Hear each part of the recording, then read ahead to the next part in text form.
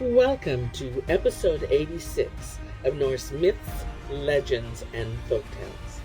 My name is MyLinda Butterworth, and today we continue the saga of Thornstein and learn how Viking becomes a leper through the treachery of Dis, and a foster-brotherhood is formed with Halfdan in chapters 5 through 7 of the story of Viking Son. Chapter 5. The same day as Viking landed at the island, he went ashore to amuse himself. He turned his steps to a forest, and then he grew very hot. Having come to an open place in the forest, he sat down and saw a woman of exquisite beauty walking along. She came up to him, greeting him very courteously, and he received her very kindly. They talked together a long time, and their conversation was very friendly. He asked for her name, and she said it was Solbjerg, Sunbright. She then asked if he was not thirsty, as he had walked so far, but Viking said he was not. She then took a horn which she had kept under her cloak, offered him a drink from it, and he accepted it, and drinking therefrom became sleepy, and bending his body into the lap of Solbjerg, he fell asleep. But when he woke up again, she had entirely disappeared. The drink had made him feel somewhat strange, and his whole body was shivering. The weather was gusty and cold, and he had forgotten nearly everything of the past, and at least of all did he recollect Hunvar. He then went to his ship and departed from that place, and now he was confined to his bed by the disease called leprosy. He and his men frequently sailed near land, but were unwilling to go ashore and remain there. After having suffered 12 months from this sickness, it grew still more severe, and his body was covered with many sores. One day, sailing to land, they saw 3 ships passing the harbor, and at their meeting they asked for each other's names. Viking told his name, but the other chieftain said his name was Halfdan, and that he was the son of Ulf. Halfdan was a large and strong-looking man, and when he had learned the condition of Viking, he went on board his ship, where he found him very weak. Halfdan asked him the cause of his illness, and Viking told him everything that had happened. Halfdan answered, "Here's the ham-leper. Dis, Cole's daughter, has succeeded in her tricks, and I think it will be difficult to get any assistance from her in righting this matter, for she undoubtedly thinks she has avenged her brother Herrick Ironhead. Now I will offer you foster-brotherhood, and we will try whether we cannot revenge ourselves on Dis." Answered Viking to this, "Owing to my weakness, I have no hope at all of being able to kill Dis and her husband, Jokul Ironback. But such is my opinion of you that, even though I were in the best circumstances, your valor makes your offer very flattering to me." And thus it was agreed that they should become foster-brothers.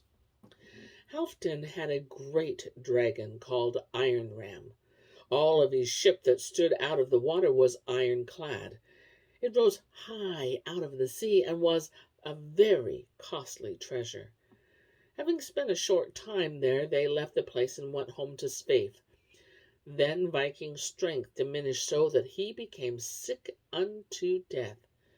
But when they had landed, Halfdan left the ships alone and proceeded until he came into an open space in a forest, where there stood a large rock, which he went up to and knocked out with his rod. And out of the rock there came a dwarf who lived there, and his name was Lit, Color, a warm friend of Halfdan's, whom the dwarf greeted kindly and asked what his errand was. Replied Halfdan, "It is now of great importance to me, foster-father, that you do my errand." "Is it, my foster-son?" asked Lit. "I want you to procure for me the good horn of Dis, Cole's daughter," said Halfdan.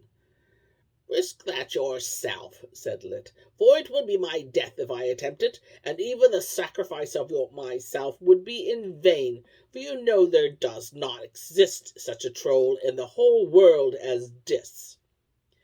Replied Halfdan, I am sure you will do as well as you can. Upon this they parted, Halfdan returned to his ships, and remaining there for some time.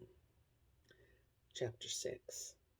Now it must be told of King Ring that he and his daughter Hunvar dwelt in his kingdom after the slaying of Herrick Ironhead, which seemed to all a deed of great daring. This event was heard of in India, and Ingjald Snout was startled by the tidings of Herrick's death.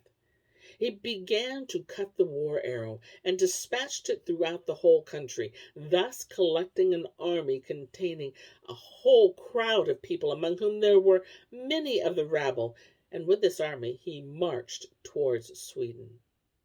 He came there unexpected, and offered the king battle. The challenge was accepted without delay, although the king had but a few men, and the result of this battle was soon decided. King Ring fell, together with all his courtiers, but Ingjald took Hunvar and Ingeborg and carried them away to India. Yokel Ironback went to seek after the foster brothers, wishing to revenge the death of his brother-in-law, Herrick. Now the story goes on to tell about Viking and Halfdan staying in SEVE. 7 nights had passed when Lit met Halfdan and brought the horn to him. This made Halfdan very glad, and he went to Viking, whom almost everybody then thought being not far from death. Halfdan put a drop of fluid from the upper part of the horn on Viking's lips. This brought Viking to his senses. He began to grow stronger, and was like unto a person awakening from a slumber. And the uncleanness fell from him as scales fall from a fish. Thus he, day by day, grew better, and was restored. After this they got ready to depart from SEVE, and directed their course north of Belgard-side. There they saw 18 ships, all of a large size, and covered with black tents. Said Halfdan, Here I think Yokel Ironback and his wife, the ham-leper, are lying before us, and I do not know how Lit has parted with them, he being so exhausted that he could not speak. But now I think there is good reason for going to battle. Let everything of value be taken away from the ships, and let stones be put in instead. This was done. After a quick rowing to the strangers, they asked who the chieftains were, and Yokel gave them his name and asked for their names in return. They said they were called Halfdan and Viking. Then we need not ask what came to pass. A very hot battle took place, and the foster brothers lost more men than Yokel, for the latter dealt heavy blows. Then Viking, followed by Halfdan, made an attempt to board Yokel's dragon, and after which a great number of the crew of the dragon were slain. Yokel and Halfdan met and exchanged great blows with each other, but although Yokel was the stronger, Halfdan succeeded in giving him a blow across the back with his sword. Yet in spite of this, being without his coat of mail, the sword did not scathe him. Meanwhile, Viking came to Halfdan's assistant. He smote Yokel's shoulder and split his side, thus separating one arm and both feet, the one above the knee from the trunk. Then Yokel fell, but was not yet dead, and said, I knew that when Dis had been forsaken by luck, much of evil was in store. The first of all this, that villain Lit betrayed her, and thus succeeded by tricks in stealing the horn from her, and at the same time hurt her, so that she is confined to her bed from the encounter. But I should also be inclined to think that he has not escaped without some injury himself either. Had she been on foot, no matter would not have resulted thus. But I am glad you have not got the Princess Hunvar from my brother-in-law Ingjald Snout. After this, he soon died. And then a cry of victory was shouted, and quarter was given to the wounded who could be cured. They got much booty there, and on shore they found Dis, almost lifeless from the encounter with Lit. They seized Dis, put a belge or a whole skin over her head, and stoned her to death. Hereupon they went back to SEVE and cured the wounds of their men, and having equipped 24 ships, all well finished with men and weapons, they announced that they were bound for India. Chapter 7. Ingjald Snout made great preparations, fortifying the walls of his burg, town, city, and collecting a great number of people, some of which were rabble of the worst kind. As soon as the foster brothers had landed, they harried the country with fire and sword. Everybody was in fear of them, and before Ingjald was aware of it, they had made a great plunder. Now he goes against them. They meet, and a battle is fought. Halfdan and Viking thought they had never before been in so great danger as in this battle. The foster brothers showed great bravery, and toward the end of the battle more men began to fall in Ingjald's army. The battle lasted 4 days, and at last none but Ingjald remained on his feet. He could not be wounded at all, and it seemed to move through the air as easily as on the ground. Finally, by surrounding him with shields, they succeeded in getting him captive, put him in chains, and bound his hands with a bowstring. It was then so dark that they did not think it convenient to kill him on the spot, Viking being unwilling to slay a man at night time. They ran into the burg and carried Hunvar and Ingeborg away to their ships. Here they lay during the night, but in the morning the warders were dead, and Ingjald was not to be found, his chains lying unbroken and the bowstring not untied. No mark of iron could be found on the warders, and thus it was clear that Ingjald had made use of trollcraft. Now, they hoisted their sails and left this country and directed their course homeward to Sweden. Viking then made preparations for the wedding and married Hunvar. At the same time, Halfdan began his suit and asked for the hand of Ingeborg, the daughter of the Jarl. Word was sent to Jarl Herfin of Woolen Acre. He came and gave a favorable answer, and it was agreed that Halfdan should marry Ingeborg. Arrangements for the wedding were made, and the marriage ceremony was performed. The foster brothers stayed there during the winter. The following summer they went abroad with 10 ships, waged war in the Baltics, and having got great booty, they returned home in the fall.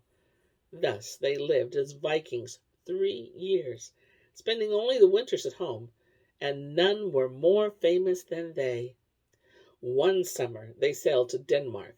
Here they harried and entered the Limfjord, where they saw 9 ships and a dragon lying at anchor.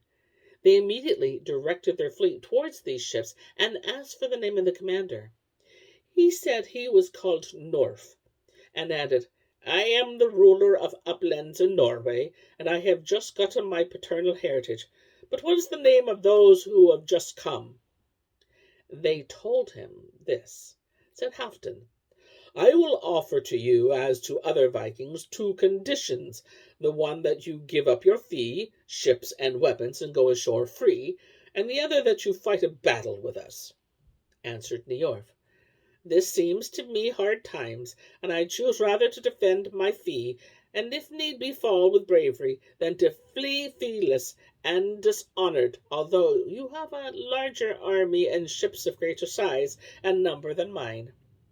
Said Viking, "We shall not be so mean as to attack you with more ships than you have. 5 of our ships shall therefore lie idle during the battle." Answered Niorf, "This is bravely spoken." And so they got ready for the battle, which then began. They fought with their ships stem to stem. The attack was very violent on both sides, for North found with great daring, and the foster brothers also showed great bravery. 3 days they fought, but still they did not seem to know who would win. Asked then Viking, "Is there any fee in your ships?" Answered North, "No, from these places where we have been herring this summer, the bonds fled with their fee, and hence but little booty has been taken." Said Viking, "Unwise it seems to me to fight only for the sake of outdoing each other, and thus spill the blood of many men. But are you willing to form a league with us?" Answered North, "It will be good for me to form a league with you, although you are not a king's son, for I know that your father was a jarl, and an excellent man, and I am willing to have a foster-brotherhood formed between us, on the condition that you are called jarl and I king, according to our birthright, which must remain unchanged, whether we are in kingdom or in any other." During this talk, Halfdan was silent. Viking asked why he had little to say in the matter. Answered Halfdan, "It seems to me that it may be good to make such an agreement betwixt you, but I shall not be surprised if you should get to feel that some or other of North's relatives become burdensome to you. I will, however, have nothing to do with this matter, will neither dissuade you nor discourage you." The result was that North and Viking came to terms, and formed a foster brotherhood, giving oaths mutually on the terms which have been stated. They waged wars during the summer, and took much booty, but in the fall they departed, North going to Norway, and Viking accompanied by Halfdan to Sweden. But soon after Viking had come home, Hundvar was taken sick and died. They had a son who was called Ring. He was brought up in Sweden until he was full grown and became a king of that country. He did not live long, but had a great many descendants. The foster brothers kept on waging wars every summer, and became very famous during their warfare. They gathered so many ships that they had 50 in all. And here is where I end my tale for today. But I'll be back with more tales, many more tales. Until then, my friends, enjoy the journey.